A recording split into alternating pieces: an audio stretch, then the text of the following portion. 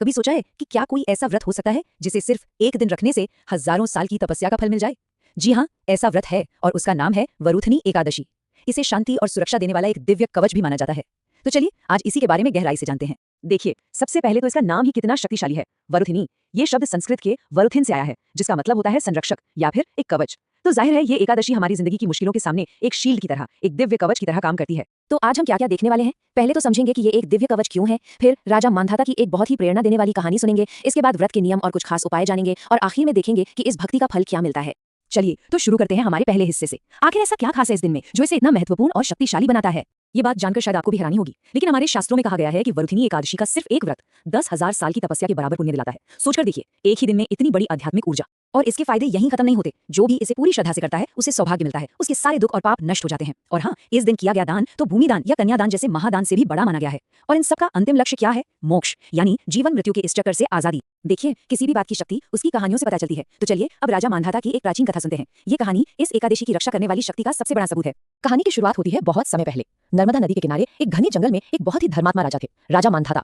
वो सब कुछ छोड़कर बस गहरी तपस्या में डूबे हुए थे। लेकिन तभी एक बहुत ही भयानक घटना हुई। एक जंगली भालू आया और उसने राजा के पैर को चबाना शुरू कर दिया।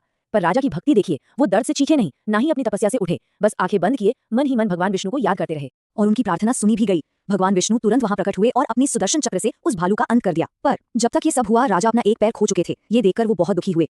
तब भगवान विष्णु ने उन्हें उपाय बताया। उन्होंने कहा, हे राजन, दुखी मत हो, तुम मथुरा जाओ और वहां वरुथिनी एकादशी का व्रत पूरी श्रद्धा से करो। उस व्रत के पुण्य से तुम्हारा शरीर फिर से पहले जैसा ही सुंदर और स्वस्थ हो जाएगा। और जानते हैं क्या हुआ? राजा ने ठीक वैसा ही किया। उन्होंने भगवान की आज्ञा मानी, मथुरा जाकर व्रत रखा और एक चमत्कार हुआ। व्रत की शक्ति से उनका शरीर पूरी तरह से ठीक हो गया। यह है आस्था और इस व्रत की शक्ति। तो ये कहानी तो हमने सुन ली। अब सवाल ये उठता है कि अगर कोई इस व्रत को करना चाहे तो इसे सही तरीके से करने के नियम क्या है? चलिए अब इसके प्रैक्टिकल पहलू पर आते हैं। कुछ नियम हैं जिनका पालन करना बहुत जरूरी है, जैसे कि खाने पीने में मांस, शराब, प्याज, लहसुन और मसूर की दाल से दूर रहना है। और हाँ, एक चीज गांठ बांध लीजिए, एकादशी पर चावल तो बिल्कुल नहीं खाने हैं।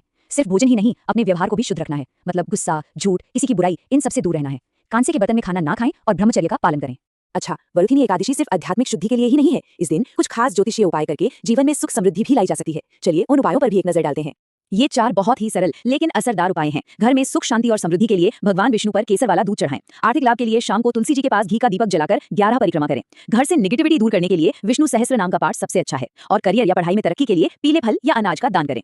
तो अब हम पहुंच गए हैं अपने आखिरी हिस्से में। यहाँ हम बात करेंगे कि इस व्रत से कुल मिलाकर क्या लाभ मिलते हैं और व्रत को खोलने का यानी पारण करने का सही तरीका क्या है। इस व्रत को करने के आशीर्वाद कई तरह के हैं। ये मन को शांत करता है, कंसंट्रेशन बढ़ाता है, जो आज की भागदौड़ भरी जिंदगी में कितना जरूरी है ना। ये जाने अनजाने में हुए पापों को धोकर पुण्य बढ़ाता है और घरों में जो लड़ाई झगड़े होते हैं उन्हें भी शांत कर सुख शांति लाता है। अगर कोई 2026 में ये व्रत रखना चाहता है तो ये समय नोट कर सकते हैं। एकादशी 13 अप्रैल को रात 1:16 पर शुरू होगी और 14 अप्रैल रात 1:08 पर खत्म होगी। व्रत खोलने का यानी पारण का सही समय है 14 अप्रैल को सुबह 6:54 से लेकर 8:37 के बीच। और हाँ, पारण हमेशा हरिवासर के खत्म होने के बाद ही किया जाता है। देखिए, व्रत रखना जितना जरूरी है ना, उतना ही जरूरी है उसे सही विधि से खोलना। तो द्वादशी यानी 14 अप्रैल की सुबह नहा धोकर पहले भगवान विष्णु की पूजा करें, फिर अपनी श्रद्धा के अनुसार किसी ब्राह्मण को दान दें या भोजन कराएं और उसके बाद जो पारण का सही समय बताया गया है उसी के अंदर सात्विक भोजन करके अपना व्रत पूरा करें।